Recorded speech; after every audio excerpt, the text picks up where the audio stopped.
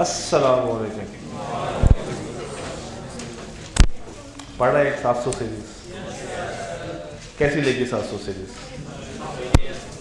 बहुत जोर की लगी 700 सीरीज।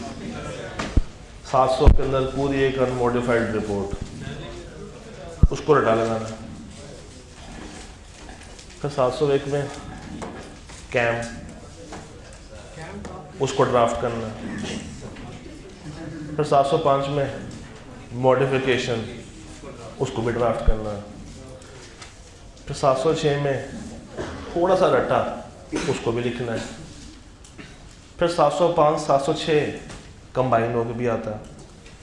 फिर इसका एक और भाई भी है, वो आपने अभी तक शायद ना पढ़ा हो। आज 570 गोइंग कंसर्न, वो मंडे को कवर कर रहे होंगे। तो इसका मतलब है कि अब आप लोग मैच्योर हो गए। इसका मतलब है कि अब आप लोगों ने जो आसान एरियाज थे फिल वक्त, 11 बहुत आसान, 12 वावा आसान, 2 बहुत ही आसान, प्रिंसिपल्स बताने के बाद 13 उससे भी आसान हो गया, 1 वैसे ही आसान सा। इसका मतलब है कि असल काम तो आपने आज शुरू किया, इससे पहले तो आपके साथ शुगल हो रहा था। और शुगल में आपने around, if I am not mistakenly wrong, 25 से 30 नंबर का पोर्शन तो कवर कर चुके हैं। ये 5 चैप्टर्स जो हैं अप्रॉक्सीमेटली 25 से 30 नंबर के लिए टेस्ट हो सकते हैं। In other words I can say 1/3 of your paper. ऐसा ही है। तो इस 1/3 में से क्या सीखा है अभी तक? इस 1/3 में से क्या सीखा है? बहुत ही हाई साइड पे जाऊं तो 1/3, और अगर लोअर साइड पे आऊं तो 1/4। क्या सीखा? क्या सीखा है? क्या आप लोगों ने ये सीख लिया कि इन एरियाज में से अच्छे मार्क्स कैसे हासिल करना है? कैसे हासिल करना है? रटा लगा के। वो तो 11, 12 और 2 तो रटे से हो जाएगा। 13 में थोड़ा सा आपको एफर्ट डालनी पड़ेगी। 1 एक्सेप्ट कंपनीज एक्ट रटा, मगर कंपनीज एक्ट अपने अंदर एक साइंस है, उसमें भी रटा है। तो मेरा ख्याल से अगर हम सिलेबस को 3 हिस्सों में डिवाइड करें तो यहाँ तक का जो 1/4 या 1/3 है वो रिलेटिवली आसान है as compared to other upcoming areas. Reports, फिर evidence, substantive, sampling, controls, fraud, risk, आगे की चीज़ें बनिस्बत मुश्किल है। तो पहले तो आपने संडे वाले दिन ये इंश्योर करना है, एक दफ़ा बैठ के ख़ुद को असेस कीजिएगा, क्या 1/4 या 1/3 ऑफ द कंटेंट कवर्ड है। यहाँ से आपको मिलेगी अगली मोटिवेशन। ये कौन? यहाँ से आपको मिलेगी अगली मोटिवेशन। अभी तक की मोटिवेशन क्या कहती है? पेपर हो जाएगा पास। इसी चीज़ को साथ लेके चलना। अगर ये किसी दिन ख़राब हुई, किसी दिन अगर आप ये सोच के बैठ गए कि नहीं यार पेपर तो मुश्किल लग रहा है, सर ने भी क्लास में डरा दिया था, मुझे वैसे ही नहीं आता, तो सोने पे सुहागा, आई के अब तो वैसे फेल कर देता है, तो फिर पेपर कभी भी पास नहीं होगा। बहुत सारे बच्चे ऐसे भी होते हैं जो कि कम तैयारी के साथ जाते हैं एग्ज़ाम में और पास हो जाते हैं, और बहुत सारे ऐसे भी होते हैं जिन्होंने बहुत ही पढ़ा होता है मगर एग्ज़ाम में जाके वो पैनिक कर जाते हैं। तो आपने अपने आप को दोनों एक्सट्रीम से बचा के रखना है। इतना भी नहीं पढ़ लेना कि एग्ज़ाम में जाके कंफ्यूज हो जाएंगे क्या लिखूँ क्या ना लिखूँ, इतना कम भी नहीं पढ़ना कि एग्ज़ाम में वो चीज़ जहन में ही ना आ गई हो। तो you have to be at a balance. यहाँ तक बातें समझ आ रही हैं? आइए शुरू करते हैं 705 706 की कहानी। रजिस्टर खोलने कुछ बातें लिख लें, फिर आगे स्टार्ट करते हैं।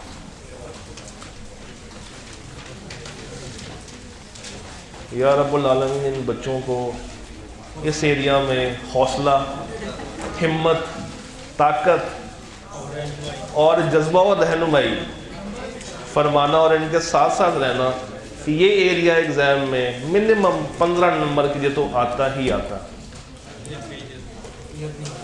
हमारी इज्जत आपके हाथ में है। क्या हम आपसे अपनी इज्जत की क्या आप हमारी इज्जत बचाएंगे या इज्जत लुटवाएंगे? चलिए लिखिए, लिखें लिखें लिखें लिखें। रूल नंबर 1, चैप्टर 14 का ये एरिया शुरू करने से पहले आपको हल्का सा कॉन्सेप्ट होना चाहिए मटीरियलिटी का, जो कहाँ पाई जाती है। अगर मैं आईकेप की बुक का रेफरेंस दूं चैप्टर नंबर 3 में, और वहाँ से भी जस्ट अगर आपको डेफिनेशन का आइडिया है तो मेन जो क्रक्स वहाँ से उठाना है वो उसका एक टेबल है।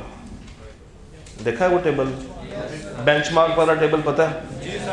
वहाँ पे वो आपको कुछ बेंचमार्क्स दे रहा है और कुछ कंपनीज का रेफरेंस दे रहा है कि इस तरह की कंपनी में आपने ये वाला बेंचमार्क लगाना है जिसकी स्पेसिफिक परसेंटेज ये है। नॉर्मली 99.99% ऑफ द टाइम जो कंपनी आपको आईकैप देगा that will be a listed company, और लिस्टेड कंपनी के लिए जो बेंचमार्क है वो दो में कंफ्यूज कराता है। एक है प्रॉफिट बिफोर टैक्स और एक है नेट एसेट्स। आपने यूज कौन सा करना है? Profit before tax. और दूसरी बात, उसके अंदर परसेंटेज कौन सी लेनी है? 5%। अब अगर आप थोड़ा सा पीछे विजिट करेंगे आईकैप के सवालों में या उसके सॉल्यूशंस में, तो आपको नजर आएगा कि वो 10% यूज करता है। तो उस चीज से आपने पैनिक नहीं होना। वो 10 अब नहीं है, अब क्या है? 5। और अगर आप चाहें तो उसको 10% जेन में रख के आंसर कर दें, आंसर फर्क नहीं आएगा, क्योंकि हम उसको क्या कर रहे हैं? कम कर रहे हैं। तो वो चीज़ हमारे लिए क्या हो जाएगी? ज़्यादा मटेरियल, तो आंसर वही आएगा, मगर परसेंटेज यूज़ कितनी करनी है? 5%। स्टेप 1, जब भी आपको क्वेश्चन आता है रिपोर्ट्स के एरिया का, तो सबसे पहले आपने जहन में क्या निकाल लेनी है? मटीरियलिटी। और इसका बेंचमार्क मैंने आपको बता दिया कि आपने कैसे वेरीफाई करना है। Step 2, divide the amount involved with all the benchmarks except loss before tax। यानी कि step 1 is all about materiality। Step 2, discuss करना है आपने इशू और बताने हैं प्रोसीजर्स। क्या बताने हैं? रेलेवेंट प्रोसीजर्स जो कि आप लगाएंगे रिपोर्ट्स के कॉन्टेक्स्ट में। अब प्रोसीजर भी 3-4 तरह के हैं, तो ये स्पेसिफिक किसकी बात करेगा? रिपोर्ट्स में यूज होने वाले प्रोसीजर्स। और नॉर्मली ये क्या कहलाते हैं? Test of detail. Test of, अब आप लोग बड़े हो गए हैं, अब बड़े वाला वर्ड यूज कर लें, टेस्ट ऑफ डिटेल। स्टेप 3, आपने क्या डिस्कस करना है? ऑडिटर क्या करेगा, उसका कोर्स ऑफ एक्शन क्या होगा। एंड देन स्टेप 4, मैनेजमेंट का रिस्पॉन्स क्या है, और उस रिस्पॉन्स की बेस पे आप अपनी रिपोर्ट पे किस तरीके का इम्पैक्ट दे रहे होंगे।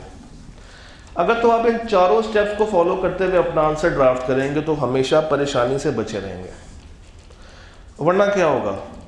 कोई सवाल आईकैप ने किसी और पैटर्न पे सॉल्व किया है तो कोई किसी और पैटर्न पे सॉल्व किया होगा, तो आप हमेशा उलझते रहेंगे कि यार मैंने किस पे सॉल्व करना।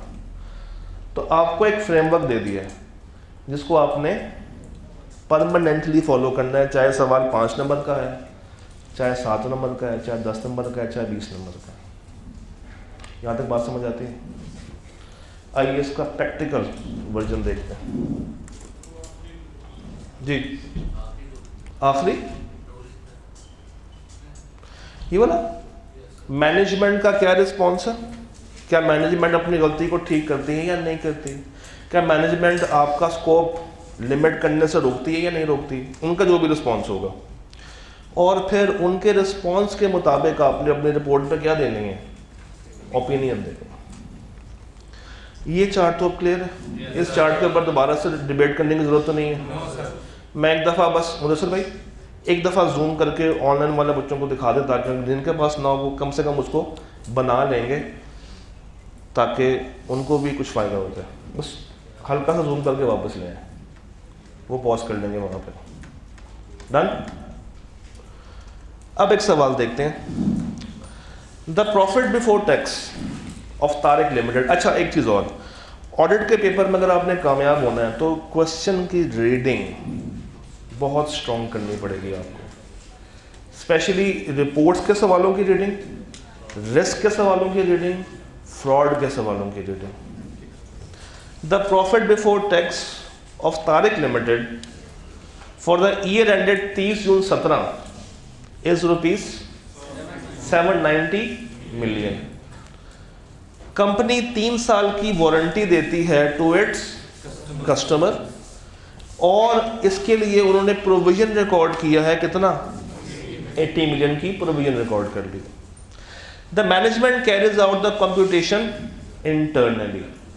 एक सवाल पूछता हूँ, ये जो प्रोविजन है वारंटी, इसका कोई अकाउंटिंग स्टैंडर्ड है? 37 में कुछ कुछ बातें की गई हैं, ठीक है। The process is complex and based on various, खुद ही से बता दें एक ऐसा कॉन्सेप्ट जिसके बारे में उन्होंने भी जजमेंट्स यूज़ किए हैं, उन्होंने भी अजम्पशंस ली हैं। बीइंग एन ऑडिटर मुझे भी क्या करना पड़ेगा उस एरिया में, और ऐसा एरिया जिस पे मैं खुद मुतमिन नहीं होता, ऑडिटिंग और अकाउंटिंग से हट के होने वाला एरिया, मैं किसकी हेल्प लूँगा? Therefore your firm has appointed an, after following all the necessary procedures for assessing the competence, capability and objectivity। सवाल ने बता दिया है कि एक्सपर्ट को लेकर डिस्कस करने ना बैठ जाना, ये ना हो कि तुम सारे नंबर उसी में पूरे करने की कोशिश करो और जो मेन थीम है उससे हट जाओ। ये सवाल है। स्टेप 1 क्या था? मटीरियलिटी। तो हमारे पास बेंचमार्क कितने हैं? एक ही दिया हुआ है, कौन सा? पीबीटी। इसका 10% या 5%? 5%। लेके बताएं क्या आता है? 39.5। अब सवाल चूंकि पुराना है तो पुराने में आए कि आपने 10% लिया हुआ था, तो हम उसको फिलहाल 10 के ऊपर सॉल्व करके चलते हैं। 10% ऑफ पीबीटी लें क्या आता है? 79। अब इशू और एक्शंस, चूंकि एक्सपर्ट आ रहा है और आपने उसकी क्या क्या वेरीफाई कर ली है, कॉम्पिटेंसी, कैपेबिलिटी, और वो वेरीफाई कर लिया। अब आपने क्या देखना है, उस एक्सपर्ट का काम कैसा है, उसकी अजम्पशंस कैसी हैं, उसका सोर्स डाटा कैसा है। यहाँ तक चैप्टर 12 चलता चलता आपको मिल जाएगा। उसके बाद मेन कहानी शुरू होगी अकाउंटिंग वाली। आईएएस कौन सा? क्वेश्चन है आईएएस 37 किन किन बच्चों को आता है, किन को नहीं आता? चले मैं सवाल रिफ्रेश करता हूँ क्योंकि इसमें मुझे ज़्यादा ऑडियंस मिल जाएगी। क्यों नहीं आता? क्यों नहीं आता? क्या R2 साथ साथ नहीं पढ़ रहे हैं? पास होगी तो आना चाहिए, ऐसा ही है ना? जिनकी पास हो जाए उनको तो आना चाहिए ना, वो तो अकाउंटेंट्स हैं, अकाउंटेंट्स हैं ना आप लोग। मेरे सामने जो लोग बैठे हैं अकाउंटेंट्स ही कहलाएंगे, और क्या कहलाएंगे? नहीं, एक अच्छा ऑडिटर हमेशा वो होता है जो कि अच्छे अकाउंट्स बनाना जानता है। तो एक अच्छा ऑडिटर बनने के लिए पहले आपको क्या बनना पड़ेगा? एक अच्छा अकाउंटेंट बनना पड़ेगा। तो आईएएस 37 अगर आपको नहीं आता ना तो आप फारिग हैं। आप उल्टे हो जाएं, सीधे हो जाएं, रोने लग जाएं, आप इस सवाल को सॉल्व नहीं कर सकते। इसी तरह अगर सवाल आईएएस 16 का होता तो आपको आईएएस 16 कम से कम आना चाहिए था। सवाल आईएएस 2 का होता, आईएएस 2 कम से कम आना चाहिए था। देखें, ऑडिट किस चीज़ का होता है? फाइनेंशियल्स का। फाइनेंशियल्स में क्या बी लॉ इस्तेमाल होता है? सी लॉ इस्तेमाल होता होगा, एमएफए इस्तेमाल होता होगा, I2B इस्तेमाल होता होगा। इस्तेमाल क्या होता है? इस्तेमाल क्या होता है? और अकाउंटिंग आप लोग बचपन से पढ़ते आ रहे हैं, चले बचपन वाली भूल भी गए हैं, कोई मसले वाली बात नहीं है। FAR 1 और FAR 2 तो आने चाहिए। आप में से कितने ऐसे बच्चे हैं जो कि FAR 1 के साथ हैं, जिन्होंने अभी तक FAR 2 को हाथ नहीं लगाया? उनके लिए क्या किया जाए, कोई परेशानी वाली बात नहीं है। हर वो बच्चा जिसको अकाउंटिंग में इशू है, जिसको अकाउंटिंग नहीं आती या भूल चुकी है या सही से याद नहीं है, सवाल में आपको अकाउंटिंग करनी नहीं है, सवाल में आपको थोड़े से कॉन्सेप्ट्स पता होने चाहिए। जिस तरह एटलीस्ट ये पता हो कि IAS 37 में कंटिंजेंट लायबिलिटी होती है, ये पता हो कि IAS 16 में रीवैल्यूएशन है और रीवैल्यूएशन की एंट्री कैसे होती है, एक गेन होता है और एक लॉस होता है। IAS 2 में इम्पेयरमेंट होती है, IAS 2 में क्या होता है, इम्पेयरमेंट होती है ना, लोअर ऑफ कॉस्ट और NRV होती है। अक्सर बच्चे ये गलती कर जाते हैं, वो स्वैप कर देते हैं और फिर आके कहते हैं सर पेपर बड़ा अच्छा हुआ था बस पास नहीं हुआ। IAS 10 क्या कहता है, बैलेंस शीट के बाद आने वाले इवेंट्स को कैसे हैंडल करना है। घबराने वाली बात नहीं है। अगर अभी भी आपकी अकाउंटिंग कच्ची पक्की है तो मैं एक लिंक शेयर करूंगा जिसमें जो रेलेवेंट स्टैंडर्ड्स हैं उनकी शॉर्ट समराइज्ड वीडियोस होंगी, जो कि आप 1.5 पे या 2x पे चला के सुन सकते हैं। और वो वीडियोस बनाई ही ऑडिट के पॉइंट ऑफ व्यू से, वो आपको हर सवाल में हेल्प कहीं ना कहीं कर रही होंगी। अब लिख लें कौन से अकाउंटिंग स्टैंडर्ड ज़रूरी हैं। IAS 2, मैं साथ साथ यहाँ पे लिखता जाता हूँ ताकि आपके पास भी वो रहे।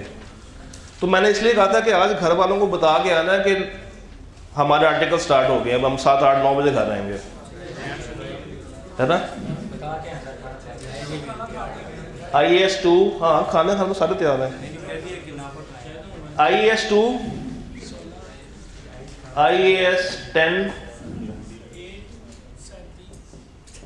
IAS 8, IAS 37, IAS 16, IAS 36, 38 और कोई रह गया, 23, 21, यहाँ तक हो गया। उसके बाद आ जाए IFRS 16, और कभी कभी अगर ICAP बहुत मूड में हो ना तो 15 भी पूछ लेता। ICAP ने अभी तक जो स्टैंडर्ड बिल्कुल सिरे से टेस्ट नहीं किया वो फाइनेंशियल इंस्ट्रूमेंट्स है, सिरे से टेस्ट नहीं किया, और लगता भी नहीं कि वो कभी टेस्ट करेगा, क्योंकि उसको पता है जब एक बच्चे को IAS 16 से मारा जा सकता है तो उसको क्यों जहर दे, जब उसको चीनी खिला के मौत की आगोश में भेजा जा सकता है तो वो क्यों जहर के ऊपर अपने पैसे ज़ाया करे। इसमें से जो बहुत ज़रूरी स्टैंडर्ड्स हैं जिनके बगैर गुजारा ही नहीं है, बातें हो गई हैं, जिनके बिना बिल्कुल भी गुजारा नहीं है, जो कि अक्सर 90% टेस्ट हो रहे होते हैं, 2, 10, 8, 37, 16, 38, इसलिए मैंने इसका अलग ब्लॉक कर दिया था।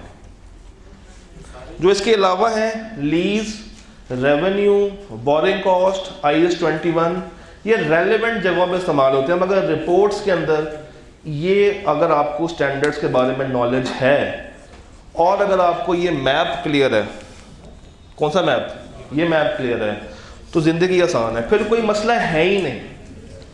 अकाउंटिंग अगर आती है, मटीरियलिटी निकालनी आती है और ये वाला मैप समझ आता है तो सब कुछ आपके लिए पॉसिबल है, फिर कुछ भी करना इम्पॉसिबल नहीं। अब जैसे इस सवाल में स्टैंडर्ड की इम्प्लीकेशन कौन सी है, 37 की।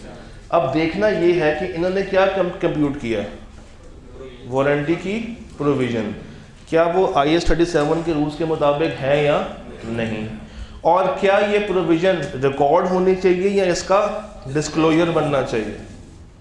जैसे ये फैसला करना होता है आप लोगों को। तो इसका क्या बनेगा, मकबरा प्रोविजन क्या होती है, रिकॉर्ड हो रही होती है, फाइनेंशियल्स का पार्ट बन रही होती। तो अगर तो इन्होंने ये प्रोविजन कितने की है, 80 मिलियन की, गलत कैलकुलेट की हुई है, और मेरा बेंचमार्क क्या है 79 मिलियन, और मिस स्टेटमेंट कितने की है 80 मिलियन की, मेरे बेंचमार्क को क्रॉस कर गई है, तो परवेसिव है, मटीरियल है, मटीरियल है, मटीरियल है, तो क्या स्कोप लिमिटेशन हो रही है, क्या हो रहा है, तो इसके तहत अगर मैं ड्रैग करता हुआ जाऊं तो यहाँ से यहाँ से यहाँ से होता होता मैं कहाँ पर आऊँगा, क्वालिफाइड पे आ जाऊँगा। एक और सा बात देख लेते हैं, इसके बारे में क्या ख्याल है,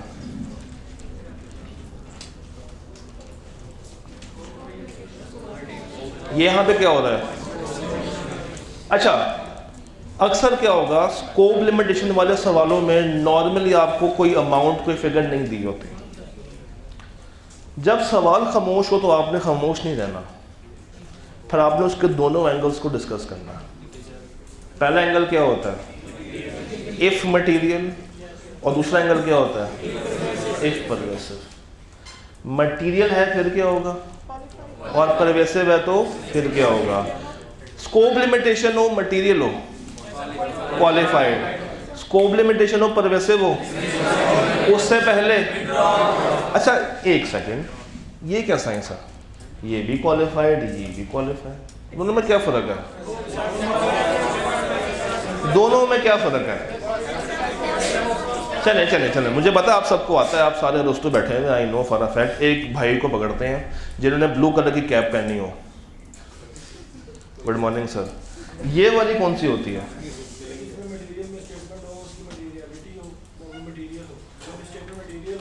हाँ ठीक है,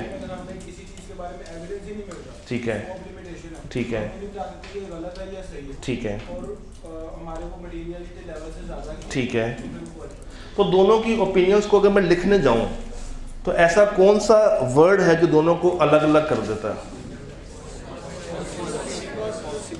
पॉसिबल इफेक्ट्स। अगर मैं ये वाली क्वालिफाइड लिखूंगा ना, मिस स्टेटमेंट वाली, तो मैं कहूँगा इनके अलावा बाकी के financials true and fair view दे रहे हैं। और अगर मैं, this is called scope limitation. अच्छा, अगर मैं ये वाली लिखूँगा तो ये तो मैंने वेरीफाई की ही नहीं है, मुझे पता ही नहीं कि ये ठीक है या गलत है, मुझे इसके बारे में पता नहीं है, कोई पॉसिबल इफेक्ट मैं नहीं जानता, तो स्टेटमेंट क्या बनेगी, except for the possible effects, बाकी के financials true and fair view. यहाँ तक बेस बन गई है। मैं पहले बेस बनाना चाह रहा हूँ आपकी, उसके बाद सवाल तो 10 मिनट में भी होने को तैयार है, बट पहले बेस बननी चाहिए। अब ऑफिशियली स्टार्ट करते हैं। ये आपके पास 4 सवाल है, एक सवाल नहीं है, एक, अच्छा अगर एक सवाल में 4 बातें की हों और चारों ही एक दूसरे से जुदा जुदा हों, तो इसका मतलब है कि आपने इसको एक नहीं कितने सवाल समझ लेने हैं, 4। तो पहला सवाल करके बताइए, सोचें, अभी करना नहीं है, रजिस्टर बंद कर दें, पहले दिमाग चलाएं। During the year iron limited has changed it's policy for valuation of intangible assets. चले, इंटेंजिबल नहीं आता कोई बात नहीं, हम अज्यूम करते हैं ये क्या है, टेंजिबल एसेट्स। कॉस्ट टू, एक एंटिटी ने ड्यूरिंग द ईयर अपना मॉडल चेंज कर दिया। क्या IAS 16 ये करने का कहता है? क्या आप लोग IAS 16 की बिल्डिंग को या किसी भी एसेट को रीवैल्यू करवा सकते हैं? हाँ या ना? करवा सकते हैं, एक शर्त होती है, कंप्लीट क्लास को करवाना चाहिए। हम अज्यूम कर लेते हैं कि इन्होंने कंप्लीट क्लास को कराया होगा। फिर एक और चीज भी तो होती है, the policy should be consistent. तो जब पहले साल चेंज करेंगे तो अगले साल भी ये किस पे रहनी चाहिए, और मैनेजमेंट के पास कोई ना कोई रीजन होना चाहिए कि हमने इसको चेंज क्यों किया है। अब कॉस्ट मॉडल से रीवैल्यूएशन पे ले गए, सवाल इतना ही, सवाल खामोश आ गए। सवाल ने ये नहीं बताया कि रीवैल्यूएशन की अमाउंट कितनी है, कितना गेन है, कितना लॉस है, क्या गेन भी आया या लॉस भी आया, सवाल ने कुछ भी डिस्कस नहीं किया। कॉस्ट से उठाकर इवैल्यूएशन पे ले गया है। इसका मतलब है इसने एस्टिमेट चेंज किया है या पॉलिसी चेंज की है? पॉलिसी चेंज की है। तो अगर पॉलिसी चेंज हो रही है तो फाइनेंशियल स्टेटमेंट्स में ये कहाँ पे लिखूं? इसका क्या आएगा? डिस्क्लोजर आएगा। अगर तो मैनेजमेंट ने डिस्क्लोजर डाला है तो क्या कोई मिस स्टेटमेंट है? डाला है मगर वो अप्रोप्रिएट नहीं है, मिस स्टेटमेंट है। नहीं डाला, मिस स्टेटमेंट है। और अगर वो आपको इसकी लॉजिक देने से कासिर है कि हमने इसको चेंज क्यों किया है, तो आप किस चीज़ पे डाउट करेंगे? डाउट किस पे करेंगे? कि कुछ ना कुछ मसला होगा जिसकी बिना पे इन्होंने क्या किया है। मगर ये सवाल रिस्क आइडेंटिफाई करने वाला नहीं है, ये सवाल किसका है? रिपोर्ट का। तो आपने इस तरफ नहीं जाना। कॉस्ट टू रिवैल्यूएशन, अगर तो अकाउंटिंग पॉलिसी की, एक सेकंड मैं आपसे पूछता हूँ ना, मिस स्टेटमेंट होने की 3 रीजंस थी। अकाउंटिंग पॉलिसी सही से सिलेक्ट ना की हो, सिलेक्ट कर लिया मगर सही से अप्लाई ना की हो। तीसरी क्या थी? तो इसमें सिलेक्शन ठीक है, एप्लीकेशन के बारे में सवाल खामोश है और डिस्क्लोजर के बारे में भी सवाल। तो आपको दोनों एंगल सामने रख के बताना पड़ेगा कि अगर तो एप्लीकेशन ही खराब है तो देखना है कि वो ज़्यादा मटेरियल है या ज़्यादा परवेसिव है। मटेरियल है तो क्वालिफाइड, परवेसिव है तो। और इसी तरह इसका रेलेवेंट डिस्क्लोजर गायब है, उसमें भी ये देखना है वो मटेरियल इम्पैक्ट रखता है या परवेसिव इम्पैक्ट रखता है। Am I clear? सोचना ऐसे है। Due to fire in the record room of titanium limited, all the records and backup of the fixed assets, debtors or stock were destroyed and you are unable to perform audit procedures for verification. Miss statement लग रही है ना, scope limitation. अगला सवाल, क्या एक account hit हो रहा है, 3 अकाउंट हिट हो रहे हैं, तो मटेरियल परवेसिव। परवेसिव की डेफिनेशन में क्या लिखा हुआ था? अगर तो वो अपने एक अकाउंट के अंदर है तो उसमें वैल्यू ज्यादा, और अगर मल्टीपल अकाउंट्स को टारगेट कर रहा है फिर क्या होगी? परवेसिव। इसका मतलब है भाइयों कि ये तो परवेसिव है। अगला सवाल, क्या सवाल ने कोई बेंचमार्क के बारे में बात की है, कोई फिगर दी है? इसका मतलब मुझे सियासी खेल खेलना है। अब आइए खेलते हैं। मिस स्टेटमेंट है या स्कोप लिमिटेशन है और परवेसिव है, तो क्या करूं? क्या करूं? पहले क्या करना है? विड्रॉ करने की कोशिश। वो कब होती है? जब पॉसिबल हो और अगर वो नहीं है, एक और चेंज आएगा। वो कहां पर आएगा? ना ना ना ना ना ना ना, अभी हम 706 पे मैं नहीं जा रहा। एक पूरी रिपोर्ट में एक जगह पे आपने एक लाइन को बदलना पड़ेगा।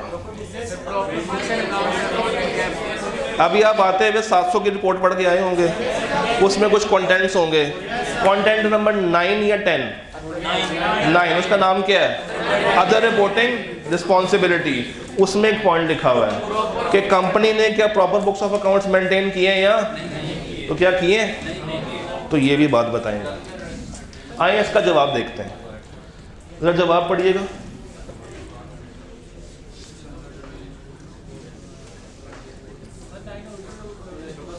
क्या डिस्क्लेमर वाला पॉइंट समझ आता है? अच्छा जी, ये जरा पढ़े। कोल लिमिटेड, ये क्या कह रहा है आपसे?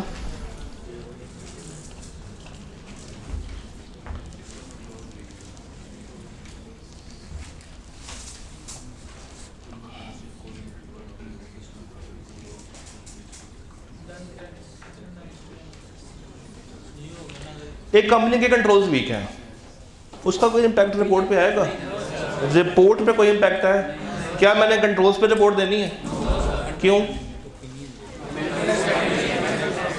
हम किस पे देते हैं? कंट्रोल्स पे। तो मगर क्या कंट्रोल्स की बेस पे मैं अपने सब्सटेंटिव को डिजाइन करता हूँ? स्ट्रॉन्ग कंट्रोल्स तो लेस, वीक कंट्रोल्स तो क्या इसकी बेस पे मैं अपना नेचर, टाइमिंग और एक्सटेंट डिजाइन कर सकता हूँ? मगर रिपोर्ट पे कोई इम्पैक्ट।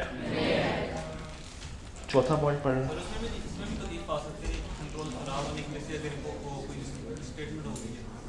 दो नंबर का इतना बहुत गहराई में जा रहे हो। पॉइंट 4 पढ़े,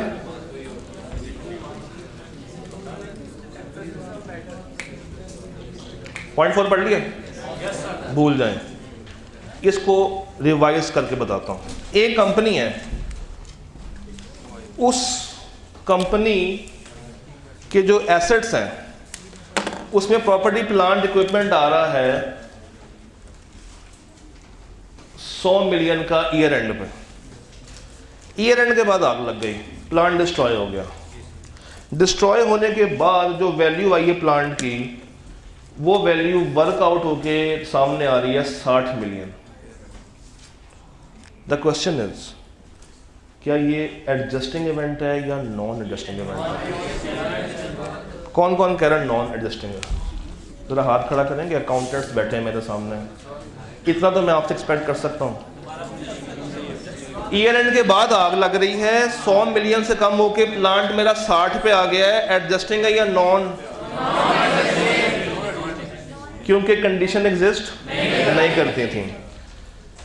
ईयर एंड है मेरा 31/12, फर्ज करें 31/12 में जो मेरी बैलेंस शीट बन रही होगी उसमें पीपी आ रहा होगा, उसको मैं 100 पे दिखाऊं या 60 पे दिखाऊं? 60 पे क्यों ना दिखाऊं? आग कब लग रही है? तो यहां पे क्या आएगा, जो वैल्यू ईयर एंड पे। मगर क्या ये यूजर्स ऑफ फाइनेंशियल स्टेटमेंट्स के लिए खराब नहीं है? तो इसको ठीक करने के लिए क्या करना चाहिए? डिस्क्लोजर डाल दिया, यहां पे रेफरेंस नहीं दिया, फिर डिस्क्लोजर डाल दिया मगर उस डिस्क्लोजर का रेलेवेंट रेफरेंस नहीं है, तो वो अच्छी चीज़ है या खराब? खराब। तो डिस्क्लोजर डालने के साथ यहाँ पे क्या देना पड़ेगा मुझे? रेफरेंस। तो रेफरेंस को अलग से अगर मुझे बताना है, किसका सहारा लूँ? कौन कौन कह रहा है अदर मैटर? हाँ जी, कौन कौन कह रहा है अदर मैटर? जरा हाथ खड़ा करेगा। कोई बात नहीं, अगर गलती करते हैं तो अच्छी बात है, सीखने के लिए बैठे हैं सारे, शायद आप ठीक कह रहे हो। कौन कौन कह रहा है अदर मैटर? हाँ कर दो, कोई बात नहीं। हाँ जी, हाथ खड़ा करें, कोई मसले वाली बात नहीं है। कौन कौन कह रहा है अदर मैटर? अदर मैटर नहीं आएगा, क्योंकि ये मसला अकाउंटिंग का या ऑडिटिंग का है? अकाउंटिंग का मसला अगर मुझे अलग से बताना हो तो मैं किसका? एम्फसिस के ऐड करने से रिपोर्ट मॉडिफाई होती है?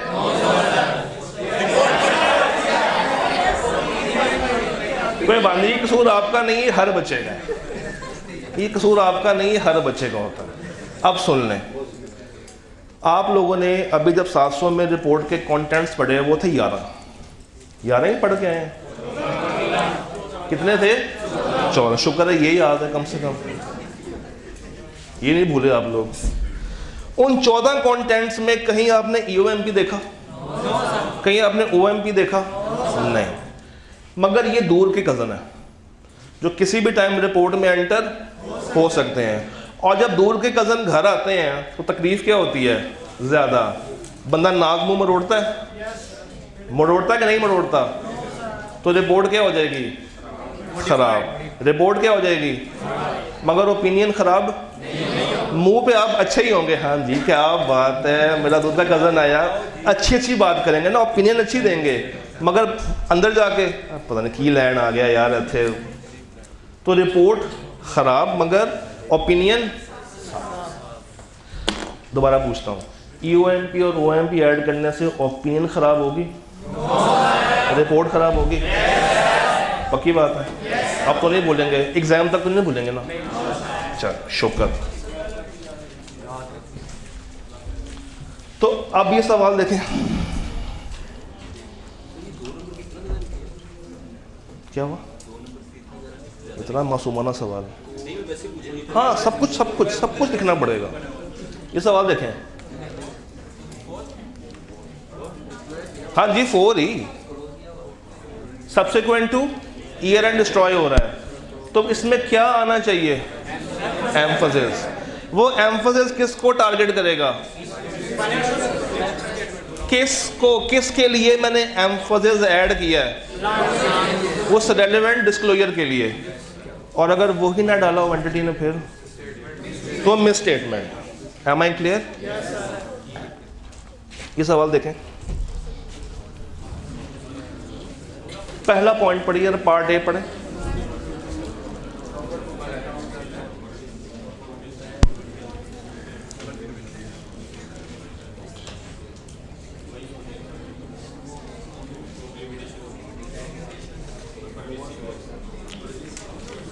%20 टर्नओवर किस में आता है?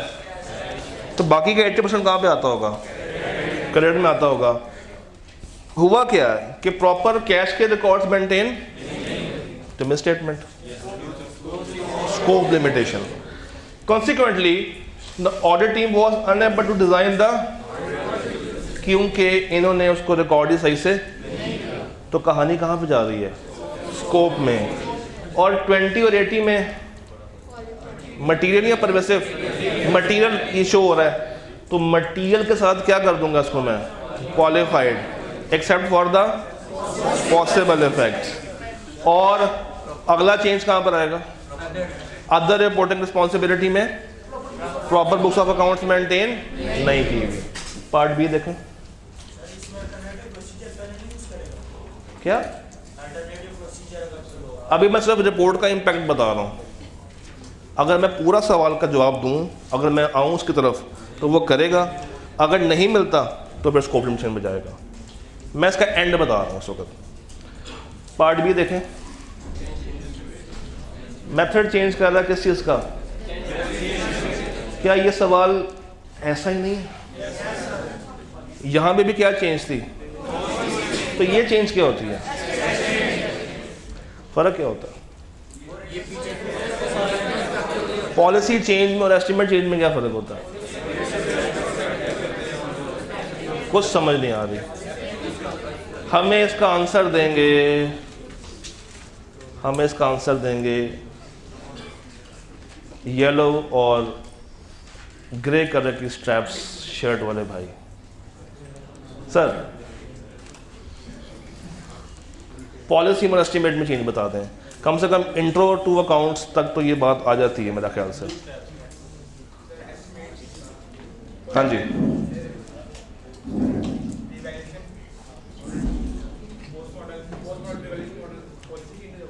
फ़र्क क्या होता है? आप एग्जांपल दे रहे हैं ना, वो तो हमें भी पता है, हमें फ़र्क पूछना आपसे। पॉलिसी में और एस्टिमेट में क्या चेंज का फ़र्क है? फ़र्क बताएं, डिफरेंस बताएं। आप सारे इम्प्लीकेशंस बता रहे हैं जी। हाँ जी, कोई भी वॉलंटियर अगर अपना हाथ खड़ा करके चीता बन के सबके सामने बहादुर बनना, एक हमारे पास हाथ खड़ा हो गया ऊंचा ऊंचा, मुझे बिल्कुल आवाज़ नहीं आ रही।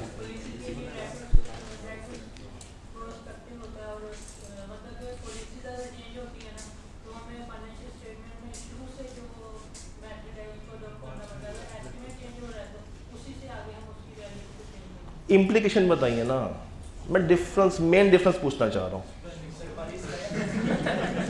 क्या कह रहे हैं?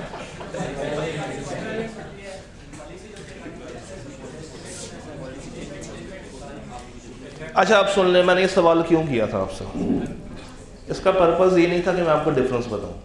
पर्पज़ ये था कि एग्ज़ाम में जाके अक्सर बच्चे कंफ्यूज होते हैं कि इसको पॉलिसी चेंज में लेके जाऊं या एस्टिमेट चेंज में लेके जाऊं। अभी तो आपने मुझे बता दिया कि चेंज कौन सा है।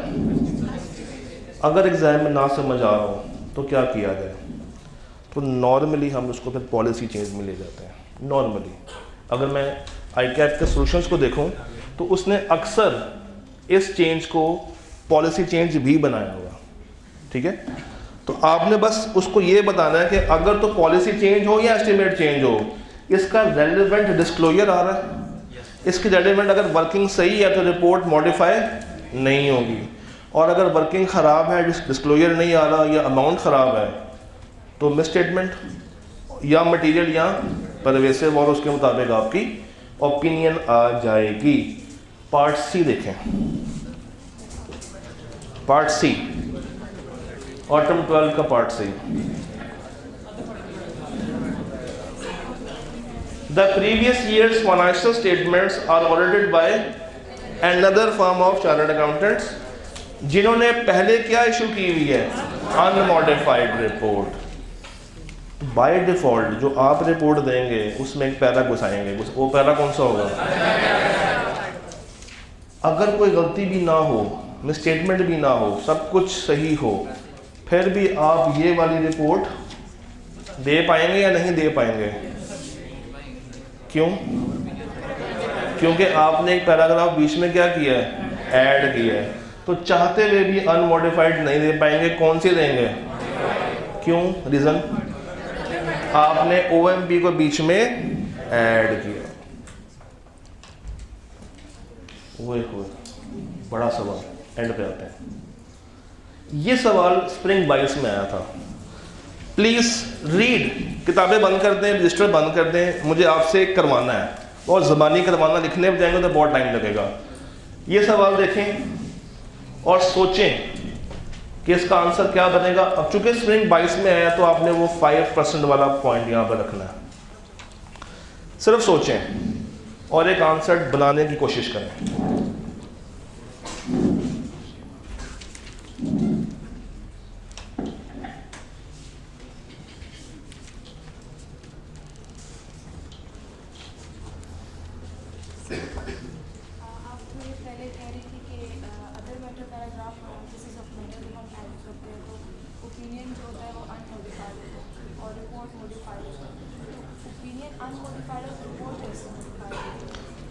देखो, ज़रूरी नहीं है कि जब ओपिनियन ख़राब हो तभी रिपोर्ट ख़राब हो। दो वजह होती हैं, या वजह 705 में होती है, रिपोर्ट ख़राब होने की दो वजूहत हैं, या 705 वजह होगी या 706 वजह होगी।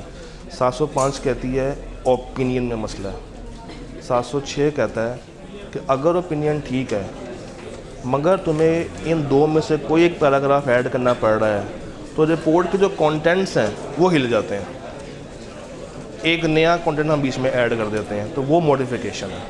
बेसिकली वर्ड मॉडिफिकेशन क्या है? चेंज। जो आपने कंटेंट्स बनाए हैं उसमें एक नया पैरा ऐड कर दिया तो उससे चेंज आ गया, ये रीज़न है।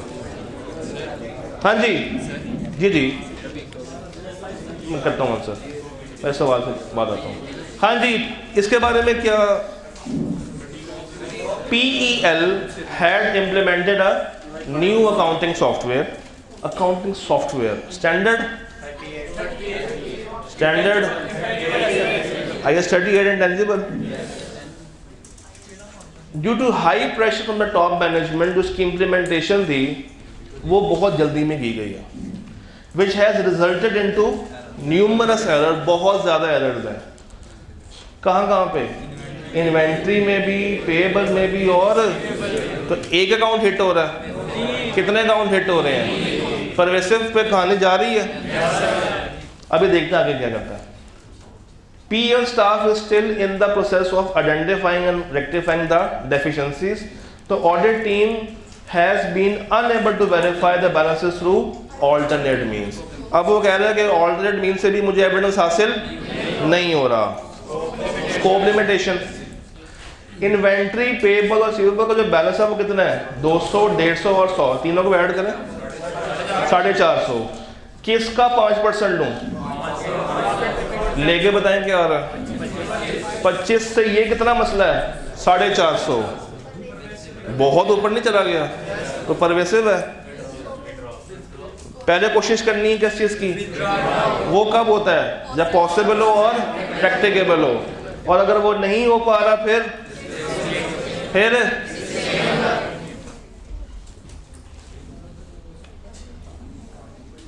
ये सवाल देखें।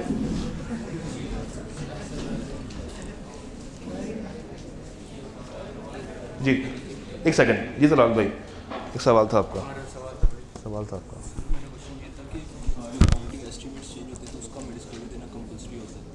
ठीक है सर, जैसे भी पिछला क्वेश्चन है उसके अंदर उन्होंने अकाउंटिंग डिस्क्लोजर जो है वो दिया हुआ है, अगर लेट्स सपोज उन्होंने नहीं दिया हुआ तो हम जो है उसके आंसर में ये लिखेंगे कि इसका डिस्क्लोजर नहीं दिया हुआ, इस वजह से स्टेटमेंट है। हाँ जी, सवाल पढ़ें जल्दी से।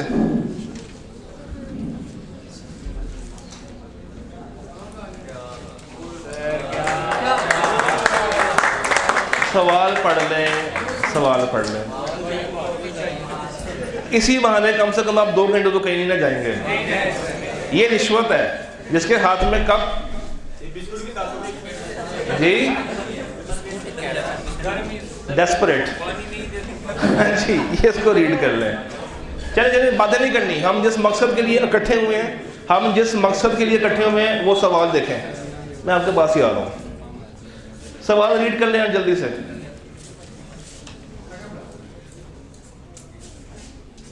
कंपनी ने क्या किया है, क्या किया है? एक स्टैंडर्ड अडॉप्ट कर लिया, कौन सा? IFRS 16, और पहले कर लिया बाकियों से। ऑडिट टीम, अब सवाल को जरा गौर से पढ़ना है। Audit team has made significant efforts to review the adjusting entries in the financial statements to reconcile the changes in accounting policy of operating lease. The matter was discussed in detail with audit committee meeting.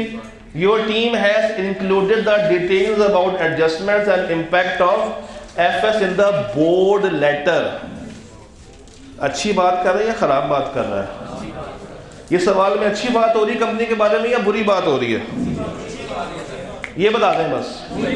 अच्छी बात हो रही है। अगर तो अच्छी बात हो रही है तो मैं फिर 705 में जाऊं? मुझे क्या देना पड़ेगा? एक और पैराग्राफ होता है की ऑडिट।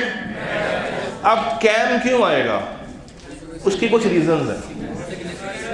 कैम के कुछ फिल्टर्स होते हैं। पहला फिल्टर, ये कंपनी कौन सी है? दूसरा फिल्टर, क्या ये बोर्ड के साथ डिस्कस हुआ है? तीसरा फिल्टर, क्या ये इतना इंपॉर्टेंट इशू था जिसके ऊपर मैंने बहुत सारा काम किया हो और मैं कर भी रहा हूं काम? चौथा फिल्टर बता दें। करंट ईयर का मैटर है। ओ भाई, मैटर किसका है? करंट ईयर का है, तो ये कैम में जाएगा। अच्छा, अब अगला सवाल, कैम को ऐड करने से रिपोर्ट मॉडिफाई होती है? पक्का? इस पर नहीं मुकरेंगे दोबारा? अच्छा एक सेकंड, कैम को ऐड करने से ओपिनियन मॉडिफाई होती है? ठीक है, आगे आ जाए। EOMP नहीं आएगा, कैम आएगा। ऑटोमेकर्स का ये सवाल करें जरा। अच्छा एक सेकंड, कैम आएगा या EOMP आएगा, इसकी मैं अलग से एक वीडियो आपको प्रोवाइड कर दूंगा। प्लस कैम के सवालों को ड्राफ्ट कैसे करना है इसका भी मैं अलग से आपको प्रोवाइड कर दूंगा। जरा ये सवाल देखें, EPL वाला। हमारा इस वक्त मकसद ये है कि जितने मैक्सिमम सवाल निकाल सकते हैं निकालें। ये सवाल देखें, लिख लो बाद में करना।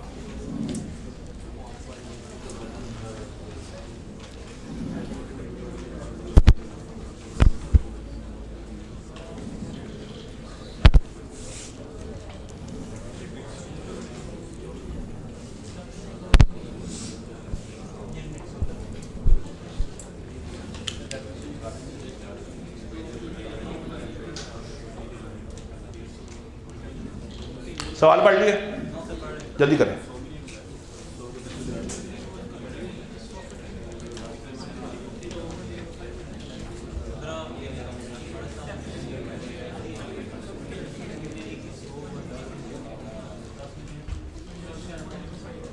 अच्छा ध्यान ना, चाय में चला गया, मुझे इसी चीज़ का डर था।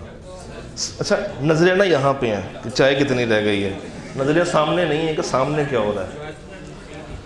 हाँ जी, मैं पढ़ देता हूँ। EPL नामी एक कंपनी है, सुन ले यार। EPL नामी कंपनी, उसका ईयर एंड क्या है? 30 जून 2000। इसको पहले हाईलाइट कर लें। एक CWIP है कितने का? 100 मिलियन का। ये क्या होता है? ये IS2 का होता है या IS 16 का होता है? अगर मैं इसको माइनस कर दूं फिर IS2 का, और अगर वर्ड कैपिटल ऐड कर दूं 16 का, वो कितने का है? 100 मिलियन। यानी कि एक बिल्डिंग अभी तामीर कर रहे हैं 100 मिलियन की, इसके ऊपर इतनी कॉस्ट लग चुकी है। और कहां पे क्लासिफाई करेंगे इसको? PPE में। Your team has observe that जो आखिरी कॉस्ट इनकर हुई है वो कब हुई थी? 30 अप्रैल को। यानी कि 30 अप्रैल को ये बिल्डिंग मुकम्मल बन के तैयार है। इसको कब से यूज किया है? IS 16 क्या कहता है? डेप्रिसिएशन कब से चार्ज करनी है? अवेलेबल टू यूज या पुट टू यूज? 30 अप्रैल या 1 अगस्त? 30 अप्रैल। हमारा ईयर एंड क्या है? कितने महीने हैं? 2। अमाउंट कितनी है? निकाल के बताएं कितनी डेप्रिसिएशन चार्ज नहीं की? 1.67। उन्होंने कहा कि भाई 1 अगस्त को हमने इस्तेमाल करना शुरू किया तो हम इसके अगेंस्ट कोई डेप्रिसिएशन चार्ज नहीं करेंगे। यूजफुल लाइफ उसने बताई कितनी है? 10 साल। द ड्राफ्ट FS में PBT कितना है? 150 को किससे मल्टीप्लाई करूं? 7 मिस स्टेटमेंट कितने की है? 1 क्रॉस कर रही है? मटेरियल है? परवेसिव है? इममटेरियल है? क्वालिफाई या ना करूं? मॉडिफाई करूं या ना करूं? पक्की बात है, बस यही लिख कर आएंगे। अगर तो देखो मिस स्टेटमेंट जब हम लोग निकालते हैं तो हम उसके 2 एंगल्स को चेक कर रहे होते हैं, इंडिविजुअल और एग्रीगेट। इंडिविजुअल तो हमारे सामने कि उसको क्रॉस नहीं कर रही। अगला सवाल, एग्रीगेट क्रॉस कर रही है या नहीं कर रही? सवाल ने डाटा नहीं बताया। सवाल ने ये नहीं बताया कि इसके अलावा मिस स्टेटमेंट्स कितने की हैं। अगर तो सवाल बता देता तो हम इसमें ऐड करते और वेरीफाई कर लेते कि क्या ये क्रॉस कर रही है या नहीं कर रही। तो चूंकि सवाल खामोश है तो आपने खामोश नहीं होना, आपने लिखना है कि बच्चा इममटीरियल में तो ये मिस स्टेटमेंट नहीं है, मगर एग्रीगेट को चेक करेंगे। अगर तो ये 7.5 का बेंचमार्क क्रॉस कर गया एग्रीगेट में तो मेरी रिपोर्ट क्या होगी? चाय पिला के भी सुस्ती है, क्या होगी? और अगर नहीं कर रहा,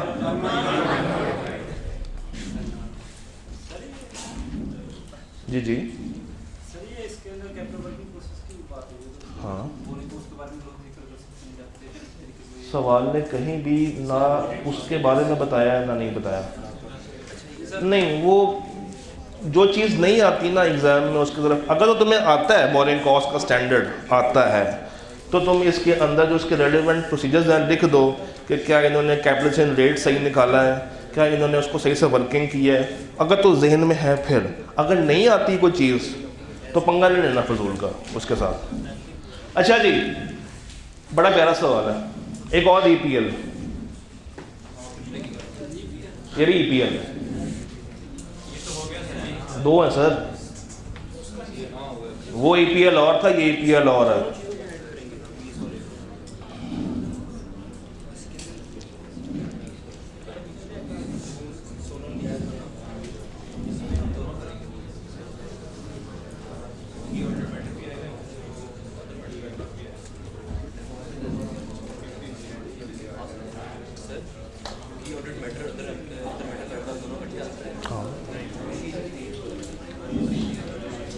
अच्छा जी, मैं पढ़ देता हूँ, आप लोग चाय में मसरूफ है मुझे पता है। EPL का ईयर एंड क्या है? 31 जनवरी 2000। उसके बैलेंस शीट में इन्वेंट्री आ रही कितने की? जो कि कब परचेज की थी? 1 जनवरी फॉर अ स्पेशलाइज्ड। इससे क्या डिफरेंस होगा?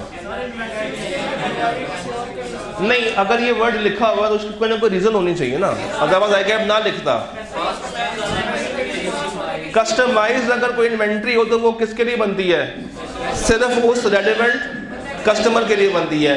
इसका मतलब है कि अगर वो ना खरीदे तो ये इन्वेंट्री मार्केट में बिकेगी, तो इसलिए मुझे क्या रिकॉर्ड करना पड़ेगा? NRV। Due to sudden imposition of import restriction हम इसको बेच नहीं पाए। अब मुझे ये बताइए, वो PBT दे रहा है कितने का? 130 का। निकाल के बताएंगे आपका 6.5, 6.5। इन्वेंट्री की अमाउंट कितनी है? अगर मैं देखूं, एकदम से परवेसिव नहीं है, अगर मैं देखूं अभी ये कॉस्ट पे खड़ी हुई है, NRV पे खड़ी हुई है, ये कॉस्ट पे खड़ी हुई है, क्या ये ओवर स्टेटेड है या अंडर? जितने भी NRV होगी इससे कम ही होगी। सवाल ने बताया कितनी है, सारी बात करनी पड़ेगी कि हम इसके पहले क्या निकालेंगे, क्या निकालेंगे, वो NRV किससे कंपेयर होगी। अगर ये क्रॉस कर रही है तो मटेरियल, अदरवाइज अगर क्रॉस नहीं कर रही फिर इमटेरियल। और अगर इमटेरियल है तो इंडिविजुअल तो इमटेरियल काउंट हो गई, मगर एग्रीगेट चेक करना पड़ेगा। और अगर एग्रीगेट क्रॉस कर रहा है फिर कुछ समझ भी आ रही है या मेरा जोर लग रहा है। ये सवाल देखें,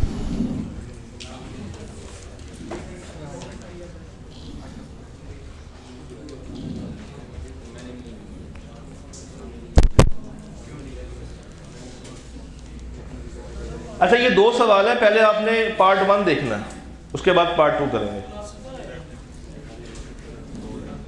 पीबीटी सेम है 75 मिलियन। क्या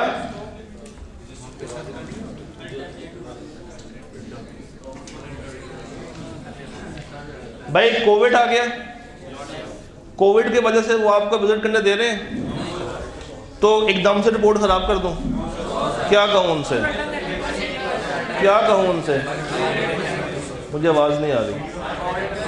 चाय अभी तक चल रही है, चाय सबको डिस्ट्रीब्यूट हो रही है, मुझे कम से कम ऊंचा तो बोल के बता सकते हैं हम लोग। ऑल्टरनेट की तरफ जाना चाहिए। पहले उनसे पूछूं कि यार अगर तुम हमें इस डेट पे नहीं आने दे रहे तो बाद की डेट पे आने दो। अच्छा अगर वो मान जाएं कि आप बाद की डेट पे आ जाएं फिर क्या होगा, फिर हमें रिवर्स वर्किंग करके ओरिजिनल डेट पे आना पड़ेगा। आपको याद होगा इंट्रो में या पता नहीं FAR1 में आप लोगों ने सवाल किया होगा जिसमें ऑडिटर 10 दिन के बाद इन्वेंट्री काउंट करने के लिए जाता था और फिर वो सारी वर्किंग रिवर्स करता था। अच्छा अगर आपके पास कोई ऑल्टरनेट मीन्स भी नहीं है फिर स्कोप लिमिटेशन है, मटीरियल या परवेसिव, कैसे फैसला कर दिया। 75 का 5% लें, 3 पॉइंट इन्वेंट्री कितनी है, डबल से ऊपर चली गई, परवेसिव की तरफ कहानी जा रही है। अच्छा अगर सवाल में कंफ्यूज हो रहे हो, ना समझ आ रहा हो कि उसको मैं कैसे कंपेयर करूं, ना समझ आ रहा हो कि मटेरियल करूं या परवेसिव करूं, तो अच्छी बात क्या है दोनों लिखा है ताकि टेंशन ना हो। चले पार्ट 2 करें जरा।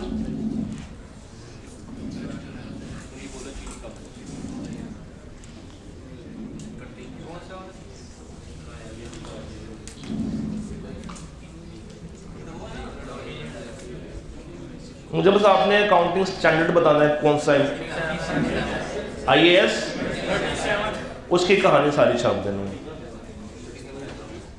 लिटिगेशन 38 इज इंटेंजिबल, मसला पेटेंट का नहीं है, मसला उसकी लिटिगेशन का है। अच्छा एक सवाल है, if I can categorise it here, ये सवाल करें result limited, result limited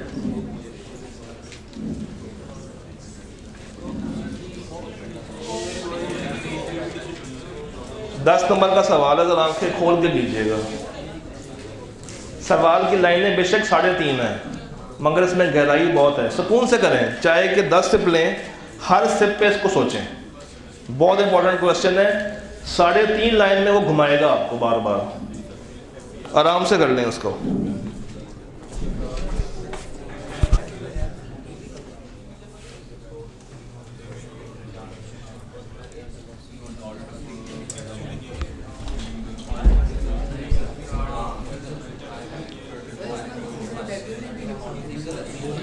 discuss करें पहले।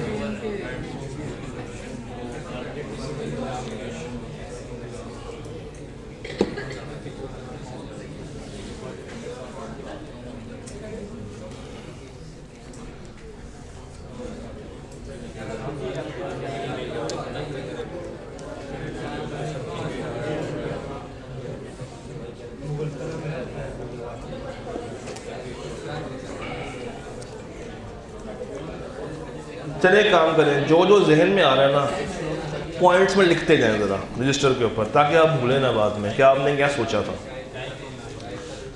चाय पीते पीते लिखते जाएं, सरूर आएगा। क्या हुआ? इसका मतलब है कि चाय is more material than audit. इसका मतलब है कि फिर आपका जो रिजल्ट आएगा ना वो हमेशा क्या होगा? परवेसिव। बस ये करके ब्रेक करके फिर हम वापस आ जाएंगे। ये शुरू कर दिया मैंने सवाल, ये करके ब्रेक करते हैं, उसके बाद वापस आएंगे।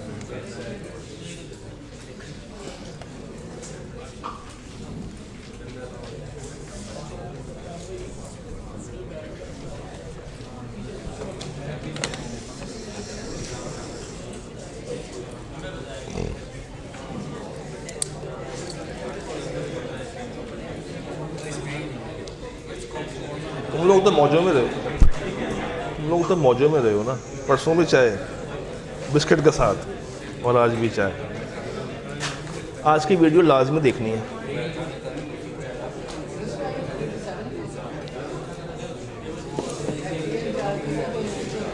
हाँ जी, बातें करने का नहीं कहा,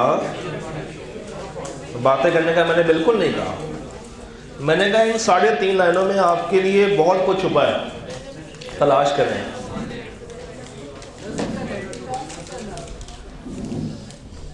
मैं तो 10 मिनट के 5 मिनट के बाद ही बताऊंगा।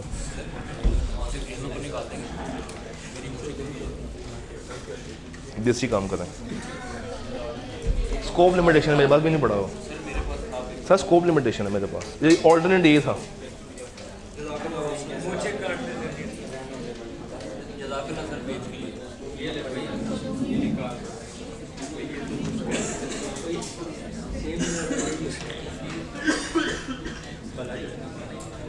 और पियो।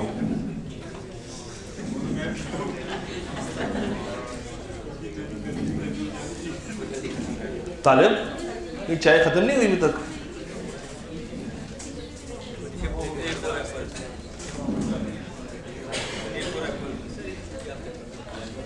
हाँ जी, शुरू करें।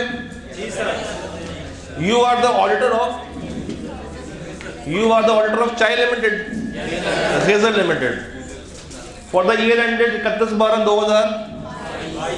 During the audit you have been informed that the Federal Board of Revenue, बोले तो FBR, has seized the accounting records pertaining to revenue and production for further investigation into the alleged charges for tax evasion.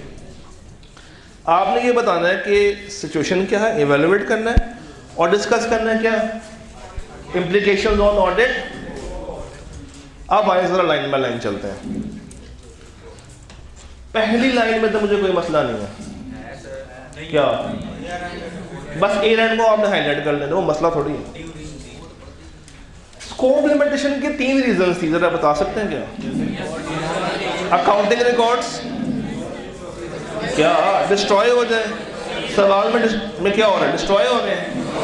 दूसरा, seize कर लिए जाए, सवाल में क्या हो रहा है, सीज हो रहे हैं। तीसरी रीजन क्या थी?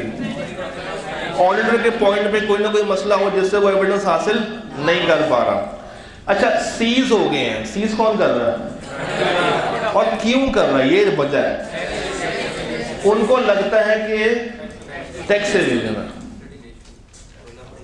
अब पहला सवाल आपसे, अभी इसको जरा साइड पे करते हैं, टैक्स एवेजन वाले पॉइंट को।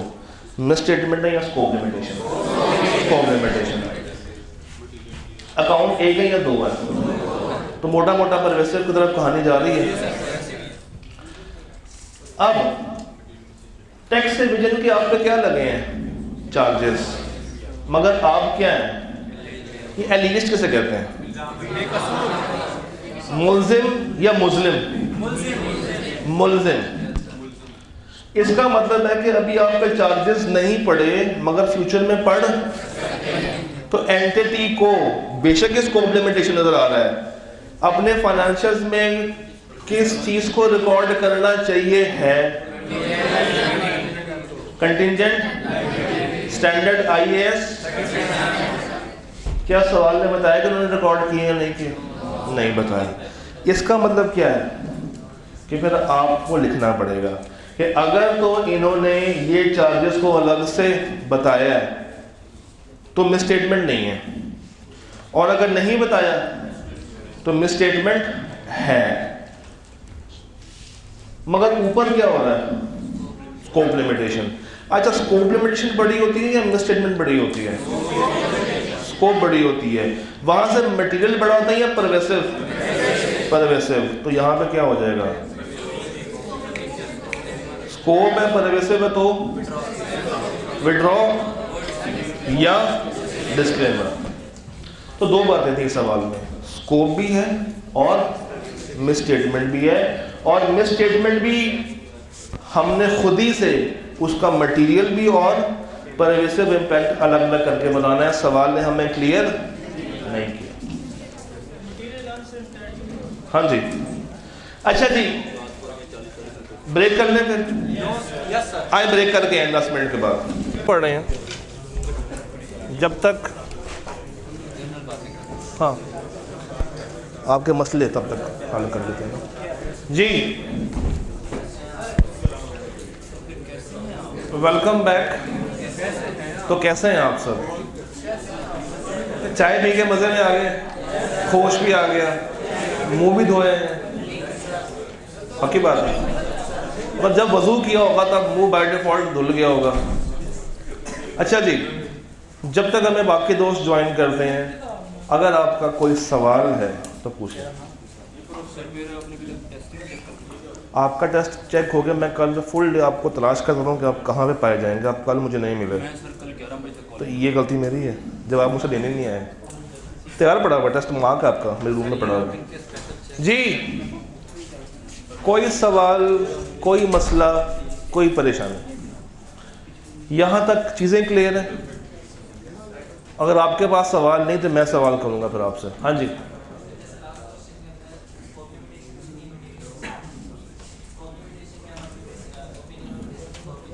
बिल्कुल